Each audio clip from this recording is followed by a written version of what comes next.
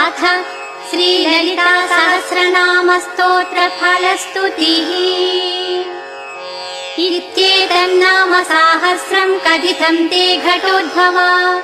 रहस्यानां रहस्यं च ललिता प्रीतिदायकम्। सर्वापमृत्युशमनं कालमृत्युनिवारणम्। सर्वज्वरार्तिशमनं दीर्घायुष्यप्रदायकम्।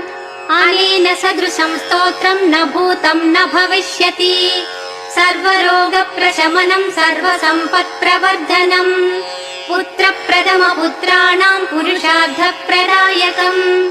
इदं विशेषात् श्रीदेव्याः स्तोत्रं प्रीतिविधायकम्। जपे नित्यं प्रयत्नेन ललितोपास्ति तत्परः। प्रातः स्नात्वा विधानेन सन्ध्या कर्म समाप्य च पूजा गृहं ततो